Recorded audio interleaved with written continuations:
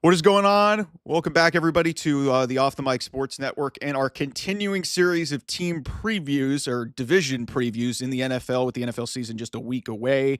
Running through every single division, telling you where I think they're going to finish in the order. And before you know it, we'll get to the end of this thing and we'll have our Super Bowl predictions, the playoff teams and, the award winners and whatnot. But let's do another division that's always notoriously been kind of a crapshoot, and that's the NFC South. We talked about the AFC South. I think that's going to be a crapshoot on the AFC side, but the NFC South is very interesting too.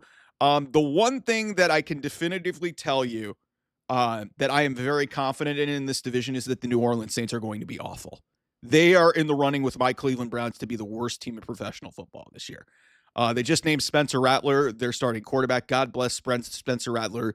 He's a like I don't know if he's going to be a quality NFL starter, and they have to start him by process of elimination because Derek Carr's gone. He retired.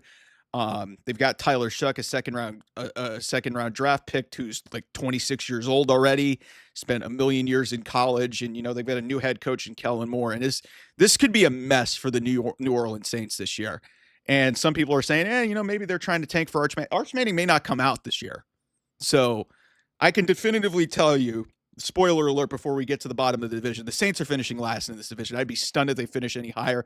And listen, this could be a 3-4 win team at best. I don't know, but it's going to get ugly fast for the Saints this season. And fortunately, Kellen Moore, I don't think he'll be one and done, but this is a disaster in New Orleans this season because, like I said, quarterbacking is everything, and when you've got Spencer Rattler, who was a highly thought of college recruit, I don't think he's going to be a great pro quarterback, but we'll see.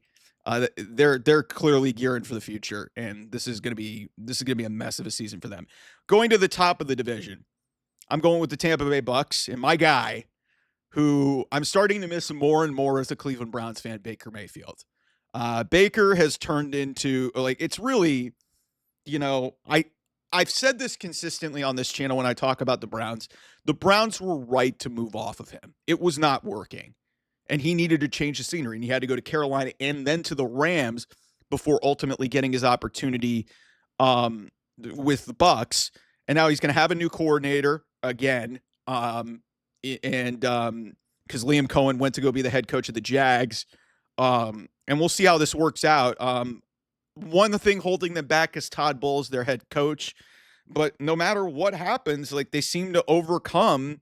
And this team's going to be motivated because they really blew a game against the Commanders in the playoffs last year. And I felt maybe they could have been a dangerous team in the playoffs.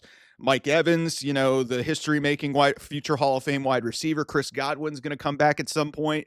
I love Emeka Ibuka, the wide receiver out of Ohio State that they took in the draft.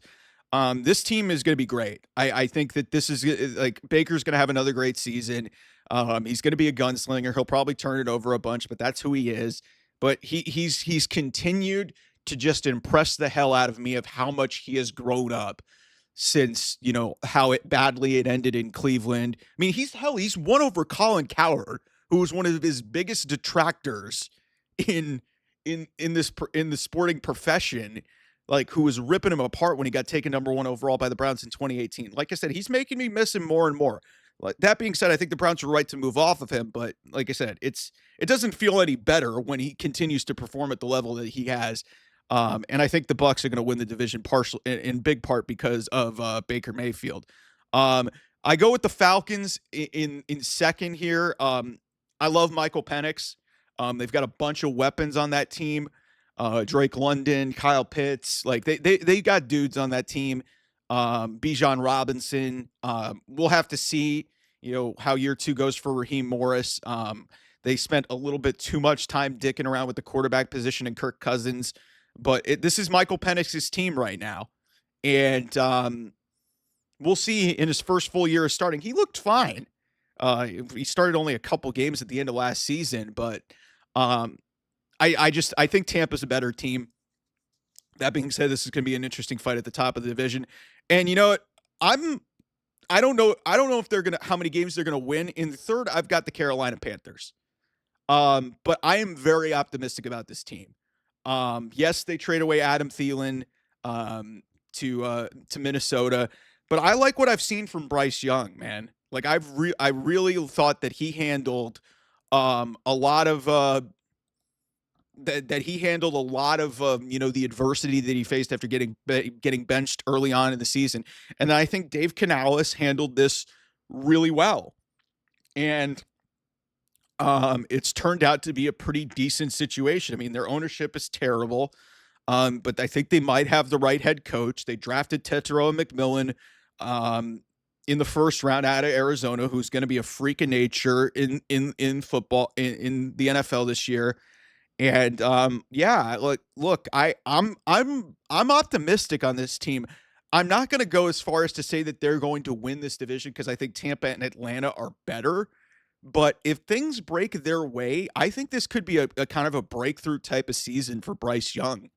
Because I listen, I was on this channel a year ago telling you guys that he was one of the biggest busts in NFL history because he got benched 18 games into his career.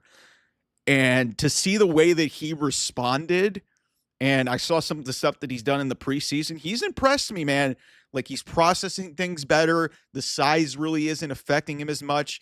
Now he's got more weapons around him. I think, like I said, I think what happened was sometimes you see when these guys face adversity, they don't handle it well. And I think Bryce Young, because he's a former Heisman winner, and played at a high level in college, and is a really smart and a really intelligent kid, he handled this really well. And I got to hand it to Dave Canales and that staff over there for not giving up on this guy. Some people may say, hey, why are you giving so much optimism to Bryce Young as opposed to Anthony Richardson? Guys, Anthony Richardson has room to grow, but I think he's maybe too far gone in terms of his development. And I think I read something that his agent's not optimistic about it. Bryce Young, you know, he's going to have an opportunity to really progress here. Because he's got a staff that believes in him. I'm not convinced Indianapolis fully believes in Anthony Richardson based off what I've seen. And then, like I said off the top here, the most sure thing in the NFL is that the New Orleans Saints are going to be bad. Sorry, New Orleans Saints fans. I think you already know that this is not going to be a good year. A good hire getting Kellen Moore in there, who was thought to be a head coach years ago. But yeah, I have zero optimism on this New Orleans Saints team. Like they're playing for next year. They could very well be picking first overall. And they may not have a chance to draft Arch Manning because I don't know if Arch Manning is going to leave. So that is my NFC South prediction. We're going to have more previews and predictions here across the channel over the next few days. Thanks so much, everybody, for subscribing and watching. I'll see you guys soon. Bye-bye.